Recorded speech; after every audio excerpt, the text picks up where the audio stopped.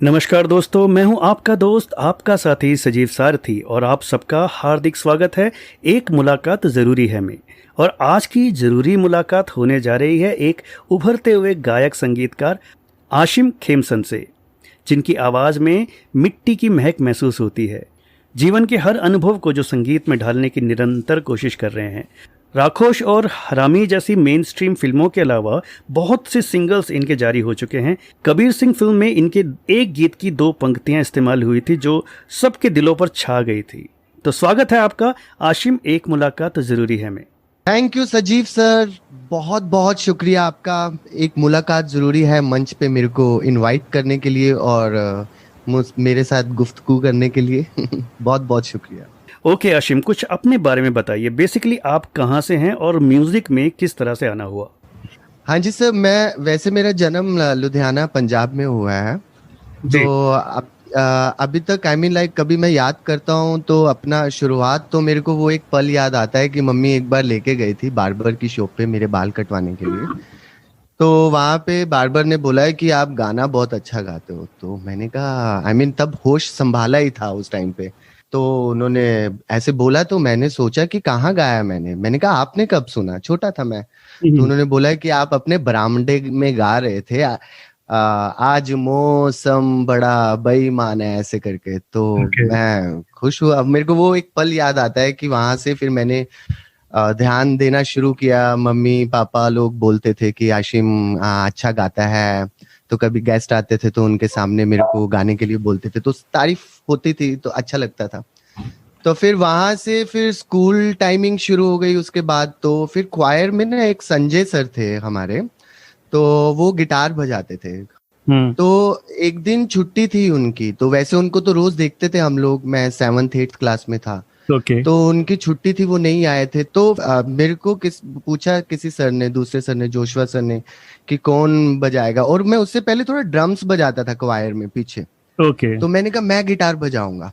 तो ओके। फिर मैंने गिटार बजाना शुरू किया और पूरा असेंबली में नेशनल एंथम भी हो गया, एक वर्शिप सॉन्ग भी हो गया जो सुबह के टाइम पे होता है। तो फिर उसके बाद मैंने गिटार के ऊपर ऐसे रिदम बजा दिया। तो मेरे को कॉर्ड्स वगैरह तो पता नहीं थे। तो सब जब बिल्कुल खत्म हो गया सारा कुछ, सारी असेंबली खत्म हो गई, फिर उसके बाद जोशवा सर ने आके पूछा आशिम कौन सा कॉर्ड बजा रहे थे। मैंने कहा कॉर्ड क्या होता है, कॉर्ड तो नहीं पता है मुझे। ओके। तो फिर उसके बाद उन्होंने बोला ठीक है। तो फिर उसके बाद मैंने सीखना शुरू किया वहीं स्कूल में थोड़ा थोड़ा गिटार, लेकिन ड्रम्स मैं बजाता था पहले, रिदम बजाता था। तो कॉम्पिटिशन्स में हम लोग जाते थे तो मैं क्वायर के साथ जाता था तो ड्रम्स बजाता था। फिर उसके बाद चर्च में मेरा आना जाना था हर संडे को। तो मेरे दोस्त थे पास्टर मार्टिन, तो उनकी कंपनी में वो बहुत अच्छा गिटार बजाते थे। तो उनको देखते देखते देखते देखते गॉस्पल सॉन्ग्स मैं कंपोज करने लग गया, लिरिक्स लिखने लग गया। और साथ में गाना तो बचपन से ही गॉड गिफ्टेड था, तो ओके। मैं गाता था तो सब बहुत खुश होते थे। तो वहां से शुरू हुआ और वहां से सीखा बहुत कुछ देख के, खुद बे खुद अपने आप से गिटार बजाना सीखा। तो कभी गॉस्पल सॉन्ग्स बनाए तो चर्च परफॉर्म किया। फिर उसके बाद 10th कंप्लीट हुआ तो फिर पेरेंट्स ने बोला कि आशिम ये म्यूजिक तो जो है, क्योंकि हमारी फैमिली में कोई भी म्यूजिक लाइन में नहीं था, तो उनको लगता था कि ये शौकिया तौर से होता है। आशिम तू पढ़ाई कर, मतलब इसके पीछे मत लग इतना, इसको शौक के तौर से रख। फिर उसके बाद उन्होंने मेरे को बटाला भेज दिया, क्योंकि वहां पे मेरे भाई पढ़ते थे ओके। उधर एक स्कूल में। तो उन्होंने ओके। वहां भेज दिया। तो उन्होंने बोला कि आप वहीं जाके पढ़ाई करो। तो मैंने मेडिकल क्लास लिया सब्जेक्ट। तो जब जिस स्कूल में मैं मेरी एडमिशन हुई तो वहां पे क्या हुआ कि दूसरे तीसरे दिन प्रिंसिपल सर ने मेरे को बुला लिया अपने ऑफिस में। तो कहते कि आशिम तू गिटार बजाता है, मुझे पता लगा। मैंने कहा हाँ जी मैं बजाता हूँ थोड़ा। तो कहते उनके ऑफिस में गिटार था तो उन्होंने बोला बजा फिर थोड़ा गुनगुना। ओके। तो मैंने गिटार उठाया और बजाना शुरू किया। तो उन्होंने धीरे से अपने टेबल के नीचे से एक माउथ ऑर्गन निकाला और उन्होंने साथ में मेरे को कंपनी करना शुरू कर दिया। तो हम लोगों ने जैमिंग किया उस टाइम पे। तो बाद में उन्होंने बोला कि आशिम तू अच्छा गिटार बजाता है तो ऐसे कर, तू अभी पढ़ाई भी कर और पढ़ा भी मेरे स्कूल में। मैंने कहा ठीक है। तो फिर मैंने उस स्कूल में +1 +2 साथ में पढ़ाई भी की हम्म। और साथ में मैं टीचर भी था उसी स्कूल में। और बहुत सारे बच्चों को पता ही नहीं लगा बहुत देर तक कि मैं मतलब स्टूडेंट भी हूँ स्कूल का। तो लास्ट में जब मैं एग्जाम देने के लिए बैठा, क्योंकि +1 में तो मेरा सीक्रेटली 2-3 बच्चों के साथ हो गया, लेकिन ज्यादातर बच्चों को नहीं पता था कि मैं यहाँ पे स्टूडेंट भी हूँ। ओके। लेकिन जब बोर्ड की क्लास थी तब सब बच्चों के साथ बैठना था मेरे को, टाई वाई लगा के। तो अब मैं बैठा तो सब बोल रहे हैं, हाशिम सर आप पेपर क्यों दे रहे हो?" मैंने कहा नहीं चुप करो, अब मुझे पेपर देने दो। बाद वेरी में फिल्मी वे, रियली। कुछ ऐसा। तो वो बचपन से ही जैसे बीच में कैलाश खेर साहब, आई मीन मेरे को बड़ी अच्छी लगती थी उनकी आवाज। फिर ओके। साजिद अली खान साहब, साईं जहूर जो पाकिस्तानी जी सिंगर जी हैं। जी, हाँ हाँ। फिर उसके अलावा बहुत इंडियन सिंगर लोग लाइक जो बहुत मेरे को इंस्पायर करते थे, उनका आवाज और उनकी कॉम्पोजिशन, ये वो। तो आई मीन लाइक तो ये सब था। और वहां से फिर बटाला से फिर मैं दिल्ली आया, बेसिकली दिल्ली ओके। आके, क्योंकि मेरे को सीखना था आगे कुछ। मेरे को लगा कि इतनी सारी चीजें मुझे इंस्पायर कर रही हैं, ये लोग मुझे बहुत इंस्पायर कर रहे हैं, तो मुझे देखना है कि ये कैसे बनता, कैसे है सॉन्ग, कैसे रिकॉर्ड होता है, किस तरीके की कैसे सीखना है, कैसे सीखना है इसको। तो मैंने पता करना शुरू किया। तो मेरे को दिल्ली में एक साउंड इंजीनियरिंग का एक इंस्टीट्यूट था। तो हम्म। वहाँ पे मैंने 1 साल का फिर आके दिल्ली में 1 साल के डिप्लोमा किया। और फिर ओके। डिप्लोमा करके फिर मैंने टी सीरीज कंपनी में एक्सपीरियंस लिया उसका। क्या एक्सपीरियंस लिया टी सीरीज में? टी सीरीज में मैंने प्रैक्टिकल एक्सपीरियंस लिया उसका, लाइक म्यूजिक प्रोडक्शन का? म्यूजिक प्रोडक्शन का। वो वहाँ रियली? पे बहुत चमत्कार हुए। मेरी लाइफ तो वैसे ही बहुत मिरेकल्स के साथ भरी हुई है, बहुत सारे चमत्कार हुए मेरी लाइफ में। ओके। जबकि टी सीरीज कंपनी का कोई लिंक भी नहीं था मेरे पास। तो हम्म। एक रास्ते में मैं जा रहा था दिल्ली में, मेट्रो स्टेशन के पास। तो मैं मेरे मैडम थे जो प्रिंसिपल मैम थे इंस्टीट्यूट के, तो वो मेरे ओके। को कहीं ना कहीं जब थ्रेटिकल खत्म हो गया तो इधर उधर भेजते रहते थे वो मेरे। तो हाँ उन्होंने एक दिन ऑल इंडिया रेडियो में भेजा कि आशिम पता करके आओ। ओके। तो वहां क्या हुआ कि एक मैं गिटार लेके जा रहा था, तो रास्ते में एक बहुत ही बुजुर्ग अंकल मिले मेरे को, जिनका हाथ टूटा हुआ था, प्लास्टर था, और थोड़ा आई मीन ऐसे जैसे वो ड्रंक थे ऐसा। ओके। ओके। तो उन्होंने मेरे को रास्ते में रोक लिया, कह रहे अरे रुक रुक, कौन है तू, रुक। मतलब इस तरीके से वो बोल रहे थे। तो मैंने अच्छा। कहा ये कौन। तो उन्होंने मेरे को रोका। तो पहले तो मैं नहीं रुका, पहले मैं चलता गया। मैंने कहा ये शराबी अंकल है, कुछ तो बड़बड़ाएंगे, मैं चलता हूँ। तो उन्होंने मेरे को रोका, मेरी कॉलर से आके पकड़ा पीछे से, और मेरे को रोका, कहते तू गिटार बजाता है? मैंने कहा हाँ जी मैं गिटार बजाता हूँ। तो उन्होंने बोला क्या आता है तेरे को? तो मैंने कहा बस थोड़ा थोड़ा आता है। तो फिर उन्होंने ना कुछ सुर बताए, उन्होंने गिटार मुंह से ही अपने। ओके। तो मैं बिल्कुल एकदम से अचंभित हो गया। मैंने कहा वाह, ये तो कोई दिग्गज आदमी लगते हैं, कोई दिग्गज आर्टिस्ट आर्टिस्ट लगते हैं। तो फिर मैंने उनके पैर छुए। तो फिर उन्होंने मेरे को बोला कि कहाँ जा रहा है तू? मैंने कहा मैं ऑल इंडिया रेडियो में जा रहा हूँ, वहाँ पे जॉब का पता करने के लिए। तो कहते वहाँ तो कोई जॉब नहीं है, अभी कोई वैकेंसी नहीं है। मैंने कहा पर मैडम ने कहा है मेरे को जाना पड़ेगा। कहते ठीक है तू जा वहाँ पे और मेरा नाम ले देना, और वहाँ पे एक बंदे से मिल लेना। मैंने कहा ठीक है। तो मैं गया वहाँ पे। तो उन्होंने अब ऑफिस बाहर खड़े होके मैंने बोला कि कोई जॉब वैकेंसी? उन्होंने बोला नहीं। फिर मैंने शिवानंदु दादा का नाम लिया जो मिले थे मेरे को। तो उन्होंने हम्म। बोला हाँ हाँ हाँ। तो उन्होंने मेरी किसी से बात करवाई, जिनका उन्होंने नाम लिया था उनका नाम लिया मैंने। उन्होंने किसी से बात करवाई मेरी। तो उन्होंने बोला कि आप कल आना। मैं कल गया। कल वो मिले नहीं मेरे को जिनसे मुझे मिलना था। ओके। तो ऑल इंडिया रेडियो में मैंने सब जगह ढूंढा, वो नहीं मिले। तो बाद में पता लगा वो छुट्टी पे हैं। तो किसी ने बताया वो छुट्टी पे हैं और आप यहाँ किस काम से आए हो? मैंने कहा मैंने जॉब के लिए आया हूँ, और दूसरा ये है कि मैंने थ्रेटिकल किया है, साउंड में डिप्लोमा किया है, और मेरे को प्रैक्टिकल चाहिए, तो ओके। इसलिए मैं ढूंढ रहा हूँ। तो उन्होंने बोला कि तुम यहाँ पे क्या कर रहे हो? आप ऐसे करो कि टी सीरीज कंपनी में पंडित ज्वाला प्रसाद जी हैं, हम्म। उनका मैं नंबर देता हूँ आपको, तो आप उनसे जाके मिलिए। तो मैंने कहा ठीक है। तो पहले मैं सपने लेता रहता था टी सीरीज कंपनी के कि मेरे को प्रैक्टिकल करना है वहां पे। या। लेकिन वो एक नेचुरली चलते चलते एक ऐसा मिरेकल हुआ कि वो एकदम से वहां से एक नाम आया। उन्होंने बोला आप टी सीरीज कंपनी में जाके पंडित ज्वाला प्रसाद जी से मिलिए, म्यूजिक डायरेक्टर है, बहुत बढ़िया उम्दा जी। किस्म के। हम्म। मैंने कहा ठीक है। मैंने उन फोन किया। उन्होंने बोला एक दिन तो नहीं उठाया, दूसरे दिन उठाया। उन्होंने उन्होंने बोला आ जाओ। मैं हम्म। गया टी सीरीज कंपनी में। ओके। तो उन्होंने बोला क्या करना चाहते हो? मैंने कहा मेरे को म्यूजिक, मैं प्रैक्टिकल करना चाहता हूँ, साउंड इंजीनियरिंग किया है मैंने, हम्म। तो मैं उसके ऊपर प्रैक्टिकल करना चाहता हूँ और मेरे को म्यूजिक भी सीखना है साथ साथ में, मुझे देखना है कैसे बनता है। तो कहते कि ठीक है आज से तू मेरा शागिर्द। तो मैं अच्छा। फिर उनके साथ रहने लगा।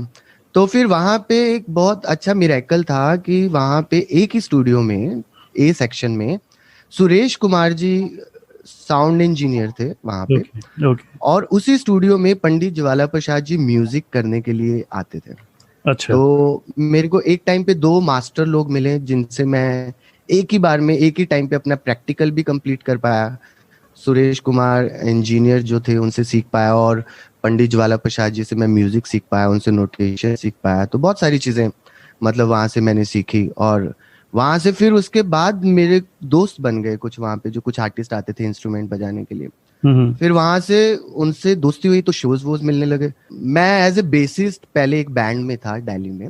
ओके। तो फिर उसके बाद वहाँ जो बैंड के जो ऑर्गेनाइजर थे, वो उन्होंने मेरे को बोला कि आशिम तुम अच्छा गाते हो, तुम लीड करो। तो फिर मैंने लीड करना शुरू किया, तो वहां से शोज अच्छे मिलने लगे, तो मैंने गाना शुरू किया, बहुत अच्छे शोज मिलने लगे।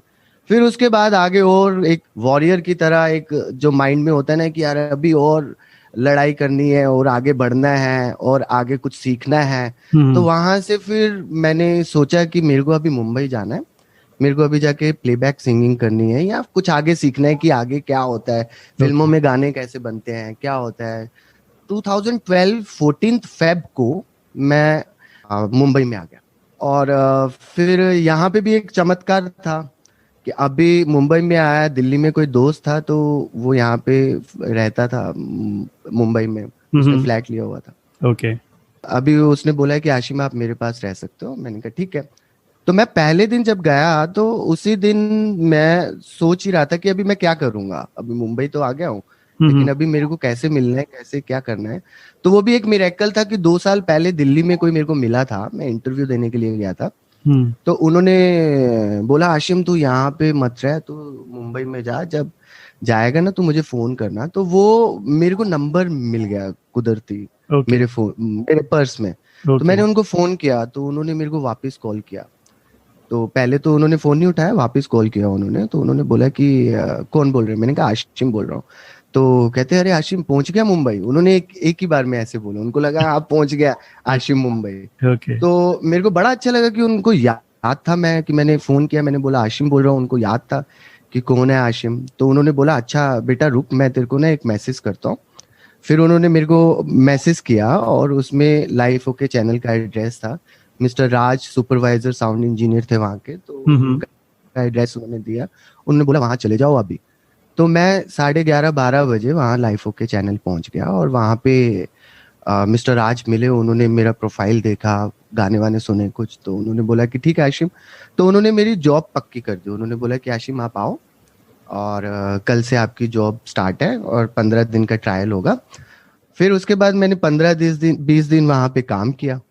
और मिस्टर राज कहते कि आशिम तो यहाँ पे ना टेक्निकली हो जाएगा, क्योंकि वहाँ पे एसएफएक्स वगैरह करना होता था, कि आशिम तू गाता अच्छा है, तू म्यूजिक बहुत अच्छा बनाता है, तो मैं तेरे को कॉन्टेक्ट्स देता हूँ बहुत। हम्म। तो फिर वो रोज मेरे को दो दो कॉन्टेक्ट्स देने लगे और मैं रोज उनको फॉलो करने लगा। ओके। फिर बाद में मेरे को उसी कांटेक्ट से मेरे को कुमार जी मिले, और कुमार जी मिले तो कुमार जो उनके लिरिसिस्ट हैं। साथ लिरिक्स राइटर, हाँ जी, हाँ वो हाँ हाँ हाँ। बहुत अच्छे इंसान, बहुत बहुत प्यारे इंसान। तो उन्होंने बोला जी। आशिम ठीक है तू लिखता है तो चलो। मैंने उनकी कंपनी की फिर 1 साल, ओके। 1 साल कंपनी करके फिर मेरे को मौका मिला यारा तू सॉन्ग, रंगीले मूवी का। रंगीले, या। जयदेव कुमार जी ने उनका म्यूजिक किया है और कुमार जी ने लिखा है। तो वो सबको बहुत पसंद आया, तो और हिम्मत बढ़ी मेरी। तो हम्म। ऐसे ऐसे करके मैं यहाँ तक पहुंचा। और कबीर सिंह में जो दो लाइंस आपके गाने की यूज हुई थी, मुझे लगता है कि वो एक टर्निंग पॉइंट था आपके कैरियर का। तो कबीर सिंह वाले कनेक्शन की जो स्टोरी है वो भी बताइए हमें। कबीर सिंह का एक्चुअल में मैं घर पे था तो मेरे को एक कास्टिंग डायरेक्टर का फोन आया कि आशिम हम्म। आपका ना लुक जा रहा है बहुत अच्छा उस फिल्म के हिसाब से। ओके। मैंने कहा, तो कहते आप आ सकते हो। मेरे बहुत अच्छे दोस्त थे, वो दोस्त हाँ। हैं। तो मैंने कहा ठीक है। वैसे तो मैं चला गया वहाँ पे। तो उन्होंने मेरे को एक लाइन दी कास्टिंग डायरेक्टर ने, और उन्होंने बोला कि आशिम ये आपको पढ़ना है और वहां से चलते हुए आना और ऐसे ऐसे करना है। मैंने कहा ठीक है, तो मैंने ऑडिशन दिया वहां पे। फिर उसके बाद मेरे को संदीप रेड्डी जो डायरेक्टर थे उन्होंने बुलाया ओके। 2-3 दिन के बाद। तो उन्होंने बोला कि आशिम देखो, हमने 4-5 लोगों को इस रोल के लिए ऑडिशन लिया है, लेकिन हमको आप बहुत पसंद आए हो और हमको पता लगा कि आप गाते भी हो, कास्टिंग डायरेक्टर ने बताया। मैंने ओके। कहा जी मैं गाता भी हूँ। तो कहते हैं आपकी लुक तो बिल्कुल परफेक्ट बैठ रही है हमारे रोल के हिसाब से, और आपको गाना भी गाना है, तो अच्छा। आपका कोई फेवरेट सॉन्ग सुनाओ। तो मैंने कुछ अपनी जो कॉम्पोजिशन थी, कुछ धुनें थी, मैंने सुनाई उनको, बहुत पसंद आई उनको।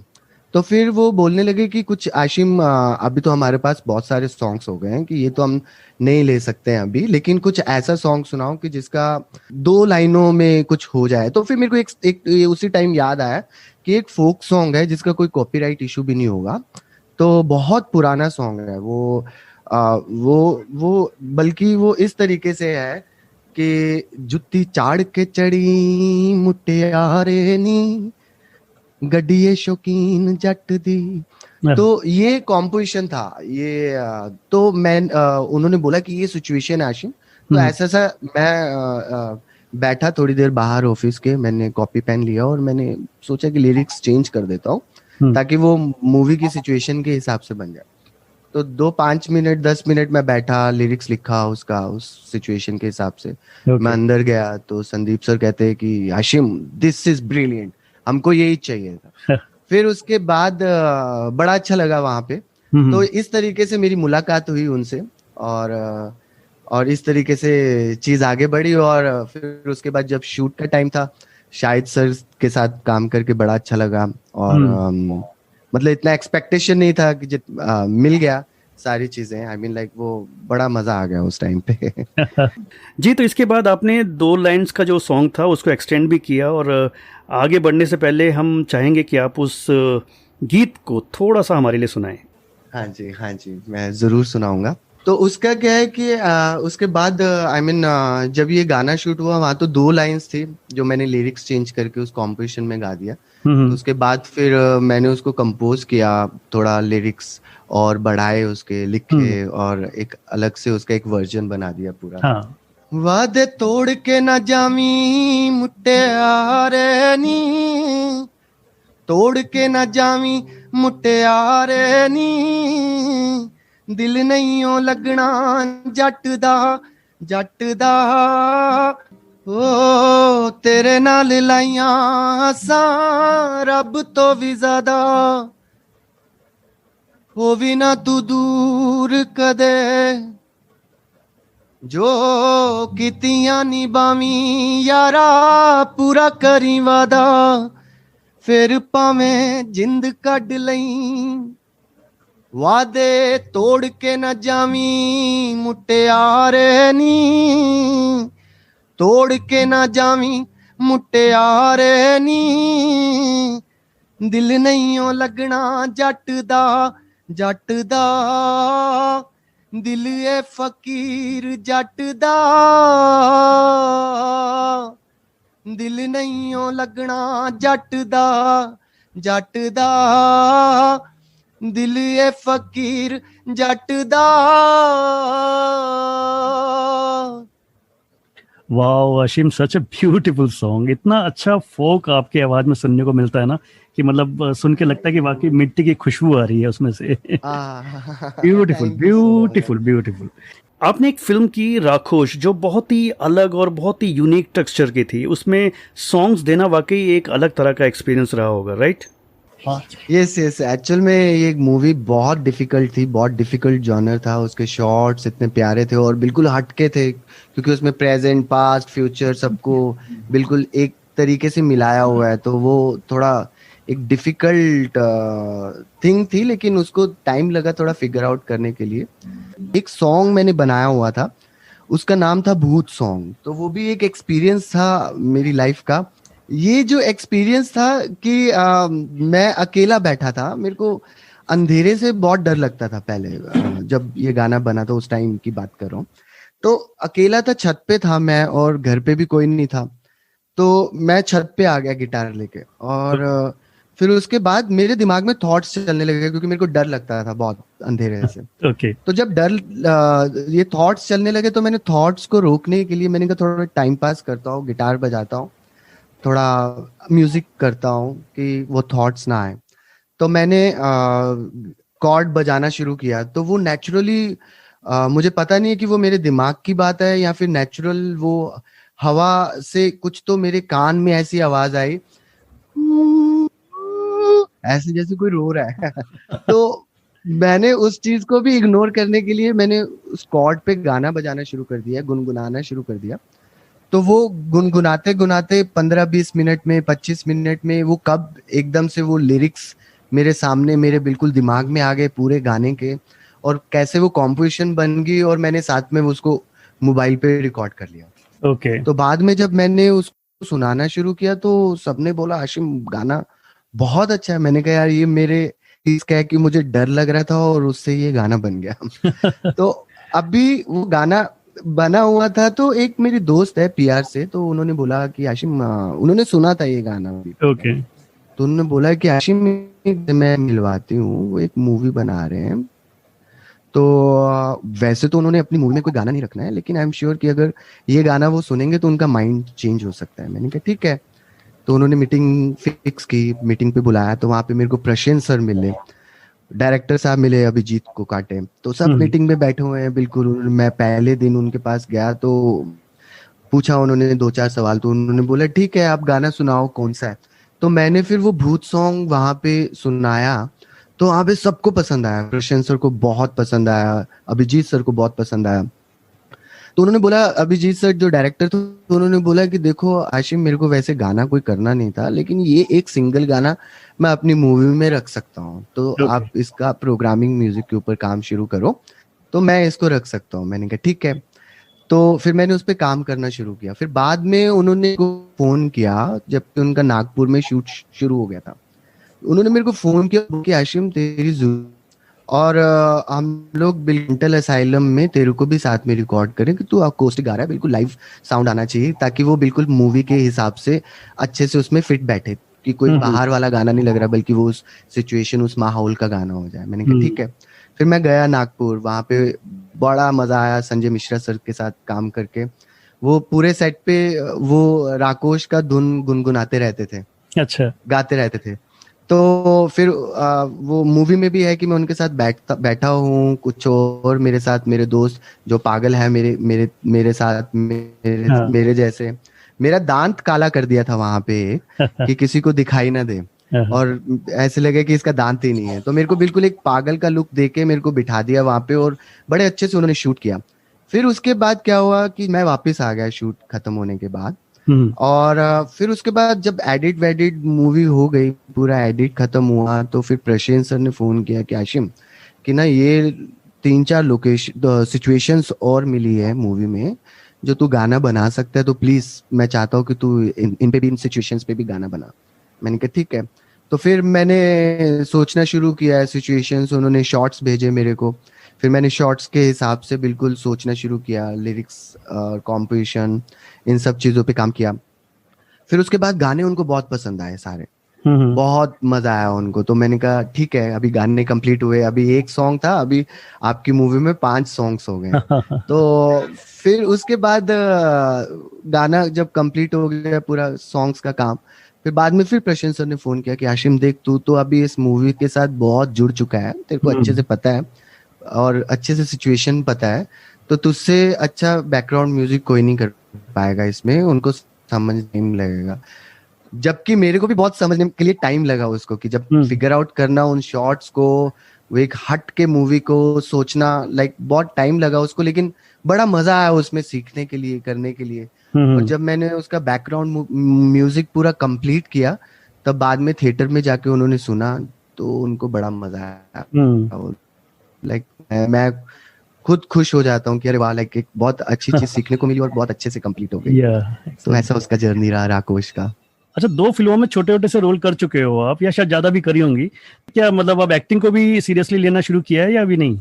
नहीं, एक्चुअल में ये कुदरती, जिसको कहते हैं ना कि मेरी लाइफ में हमेशा शुरू से मिरेकल्स जुड़े हुए हैं, कि हाँ। जितना एक्सपेक्टेशन नहीं था मेरे को, जबकि मैं सीखने के लिए आया था कि मेरे को आगे सीखना है, तो हम्म। कैसे अचानक से करते करते कितने सारे लोग मिलते गए, रास्ते खुलते गए, एक पहचान बन गई और काम आने लगा as a music director, as a singer, writer, सब तरीके के काम आने लगे। तो ये जो एक्टिंग भी है बेसिकली वो एक नेचुरली, कि जैसे राकोश का आया है कि आशिम तुझे गाना है लेकिन तेरे को कैरेक्टर में हम लोग लेंगे, तो मेरे को हम्म। अच्छा लगा। मैंने कहा ठीक है, एक गाने का बहाना, मतलब वो एक्टिंग तो हो ही जाएगी लेकिन मेन एटलीस्ट मैं गाना गा रहा हूँ और सब लोगों के सामने आ रहा हूँ। हम्म। फिर वो कबीर सिंह का भी वैसा ही था कि जबकि कास्टिंग डायरेक्टर ने बोला था कि आशिम उनको एक सिंगर भी चाहिए, बेसिकली हम्म। बेसिकली उनको एक सिंगर चाहिए। ओके। तो वो एक मौका था कि अच्छा ठीक है, मेरे को यहाँ पे गाने को मिलेगा, तो जिसके कारण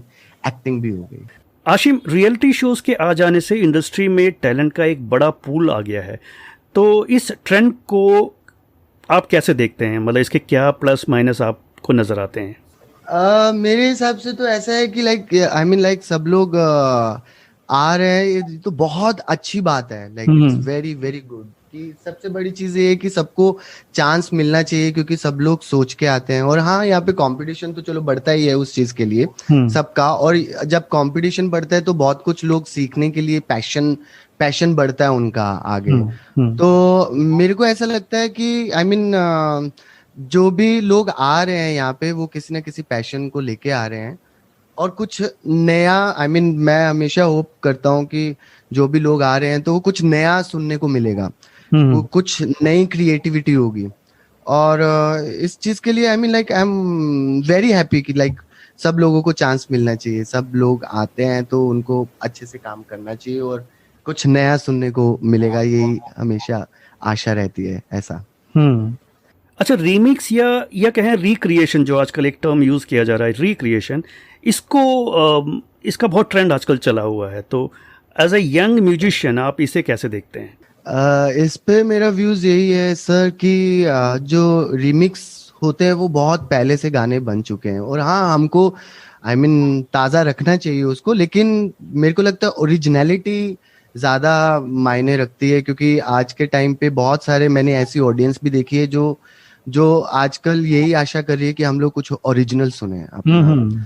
जब ओरिजिनल आएगा तो कुछ और डिफरेंट होगा, क्योंकि देखो 7 सुर है, सारे गामा पादा निसा सानी दापा मागा रेसा, हम्म। और उसी में ही सब कुछ चलता हुआ आ रहा है। जब भी आ रहा है तो वो पुराना है, लेकिन हम लोगों को नया बनाना चाहिए, जबकि ना कि रिमिक्सेस पे ज्यादा ध्यान देके, हम्म। बल्कि कुछ नया और करना चाहिए। इमरान हाशमी की आने वाली फिल्म हरामी में आपका एक सॉन्ग आ रहा है, तो इस फिल्म का अनुभव कैसा रहा? वो बहुत बहुत कमाल का एक्सपीरियंस था उसका। उसमें बेसिकली सिर्फ 2 सॉन्ग्स हैं, ओके। और एक है राजा कुमारी का, और एक मेरे को मौका मिला उसमें गाने के लिए, हम्म। म्यूजिक बनाने के लिए, लिरिक्स लिखने के लिए। तो उसमें श्याम मदिराजू बहुत अच्छे डायरेक्टर हैं, वो यूएस बेस्ड हैं, और वो कभी कभी इंडिया आते हैं तो एड्स वगैरह करते हैं यहाँ पे आके। तो उनसे बहुत पहले मुलाकात हो गई थी, तो एड्स हम लोग करते थे इकट्ठे। ओके। तो मैं म्यूजिक बनाता था उसमें, कभी गाना भी गाता था उनकी एड्स में। हम्म। तो उन्होंने बोला आशिम बड़ा मजा आता है काम करके। मेरे को भी बहुत मजा आया उनके साथ काम करके, हमेशा जब भी उनके साथ काम करता हूँ कुछ सीखने को मिलता है। तो उन्होंने बोला कुछ बड़ा करेंगे आशिम, एड्स तो चलता रहेगा लेकिन कुछ बड़ा करेंगे। फिर ये पिछले लॉकडाउन में 2020 उन्होंने मेरे को कॉल किया। आशिम वो यूएस में ही थे, तो उन्होंने मूवी शूट कर ली थी, सब कुछ हो गया था। तो उन्होंने बोला कि आशिम एक राजा कुमारी का सॉन्ग सोचा है, और मेरे दिल में ये हमेशा तमन्ना थी कि मेरे को एक सॉन्ग तेरा एक बड़ी मूवी में करना है। मैंने कहा ठीक है, आप बताओ। उन्होंने मेरे को सिचुएशन भेजा, पूरा शॉर्ट भेजे मूवी के। उन्होंने बोला कि आशिम ऐसा सॉन्ग है, ये कहानी है, तो देख तो क्या आता है दिमाग में। तो मैंने 1 2 3 ऑप्शंस भेजे, लिरिक्स भेजे, साथ में कंपोज करके साथ में भेजा। तो फिर उसमें से उन्होंने एक चूज किया। उन्होंने बोला कि आशिम ये वाला गाना बहुत अच्छा है। और वो एक्चुअल में पहले तो मैंने और 2 3 सॉन्ग्स बनाए थे जो मेरे बहुत फेवरेट थे, मेरे को हम्म। बहुत अच्छे लगे, लेकिन उन्होंने बोला आशिम ना, ये नहीं चाहिए। तो एक जो पहले मेरे को ठीक ठाक लग रहा था, उनको वो वाला गाना बहुत पसंद आया। फिर बाद में जब मूवी में उन्होंने डाला, उसके बाद फिर वो जब ट्रेलर में आया वो गाना, तो मेरे को लगा कि यस, बिल्कुल डायरेक्टर साहब बिल्कुल ठीक कह रहे थे कि ये गाना मेरा फेवरेट हो गया आज। वैसा वाला हो गया वो। तो दो लाइनें फिर शर्मिंदा हूं की भी हो जाए। हाँ जी। दिल की बातें कह ना पाऊं, नजरों से तेरी नजरें चुराऊं, बेदर्द मैं हमदर्द तू मेरी, कैसे कहूँ मैं शर्मिंदा हूँ, ऐसे करके। हाँ जी। Beautiful, beautiful, very beautiful. Okay, तो कुछ अब भाई आप अपने प्राइवेट एल्बम्स भी कर रहे हैं, कुछ अपने प्राइवेट सॉन्ग्स भी कर रहे हैं आप। लाइक आपका एक गाना आया है पब्लिक सब जानती है, और इसके अलावा किंगफिशर के लिए भी आपने कुछ एक दो गाने किए हैं।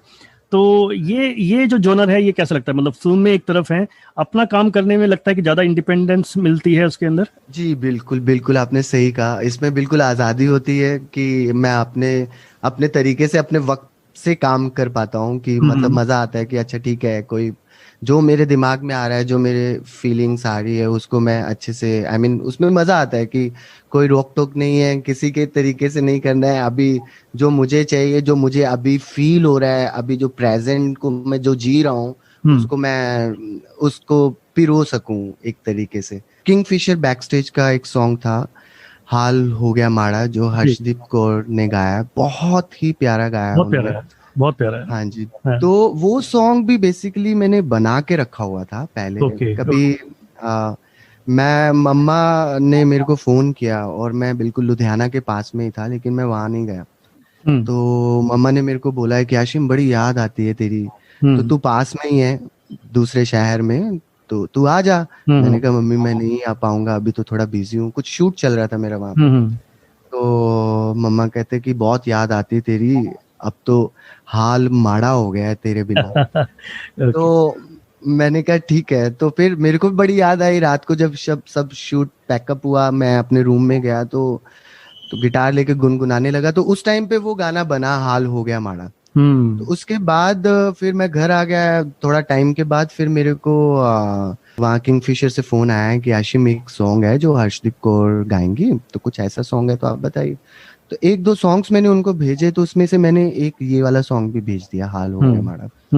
फिर वो उन्होंने बोला कि आशिम, हर्षदीप को गाना बहुत पसंद आया वो वाला, तो आप प्लीज उसको प्रोग्रामिंग शुरू कर दीजिए, तो हम लोग जल्दी उसका स्टूडियो सेशन रखेंगे। मैंने कहा ठीक है। ओके। फिर मैंने प्रोग्रामिंग किया, उसी दिन प्रोग्रामिंग किया, और शाम को हर्षदीप कौर आ गए और उन्होंने आके उसको बेहतरीन तरीके से ऐसा चमका दिया कि आज सुनने में बहुत मजा आता है, ऐसा लगता है। लेकिन आपकी आवाज में भी अगर दो लाइनें हो जाए उस गाने की। हाँ जी जरूर। वो दिन चढ़ी जांदे ने ते रातां पईयां जांदियां ने, तेरी यादां केरे पाले ने, मेरी अखां नहीं ओ सौंदियां ने, घर आजा माही हाल हो गया माड़ा, घर आजा माही हाल हो गया माड़ा। तो रिसेंटली अब आपके कौन कौन से काम आने जा रहे हैं, थोड़ा सा उनके बारे में बताइए। चैनल के लिए, यूट्यूब चैनल के लिए आई मीन बहुत सारे सॉन्ग्स किए हैं मैंने। अभी साथ साथ में शूट चल रहा है। एक सॉन्ग है तू मैं, मेरे को एक कैट मिली थी रास्ते पे, तो उसके ऊपर भी एक सॉन्ग बनाया है मैंने। तो वैसा वैसा जो कुछ प्रेजेंट में चलता रहता है, तो वैसा वैसा मैं कंपोज करता रहता हूँ। मैं आप सबको निवेदन करना चाहूंगा कि आप प्लीज उस गाने को जरूर सुनिए, क्योंकि वो एक बिल्ली और मेरी कहानी है। और उसके अलावा बहुत सारी चीजें चल रही हैं, बाकी प्रोजेक्ट्स चल रहे हैं जो फिल्म के हैं, और कुछ बैकग्राउंड म्यूजिक चल रहा है। और अभी फीचर लेंथ मूवी का एक बैकग्राउंड कंप्लीट किया है, द ब्रेव चाइल्ड उसका नाम है। ओके। और फिर उसके बाद रेजिमेंट डायरीज गोइंग ऑन चल रहा है, थर्ड सीजन कर रहा हूँ अभी नेटफ्लिक्स के ऊपर। उसके अलावा मैं अपनी एल्बम्स के ऊपर काम कर रहा हूँ। थैंक यू आशिम, आप यूं ही अपनी रियल लाइफ से इंस्पायर्ड होकर ऐसे ही बढ़िया बढ़िया सॉन्ग्स बनाते रहिए। हमारी पूरी टीम की शुभकामनाएं आपके साथ है। Thank you for being with us. जाते जाते हमारे श्रोताओं के नाम आप जो भी कहना चाहें वो आप पैगाम दे सकते हैं। Thank you so much. Radio playback के सुरहोतों को बहुत बहुत धन्यवाद। पहले तो सबको नमस्कार। म्यूजिक एक ऐसी चीज है जो ध्वनि है, चाहे हम लोग बात करें या शब्दों में बयां करें या उसको गाएं, तो बहुत पावरफुल चीज है। उसको वो ऊपर से आमद होती है, उसको करते रहना चाहिए। और जिन जिनको भी गाने का या बजाने का शौक है, और उनको करना चाहिए। लाइक उनको आगे बढ़ के एफर्ट्स करने चाहिए और उनको आगे बढ़ना चाहिए। नमस्कार, यह है radio playback India. Radio playback India, radio playback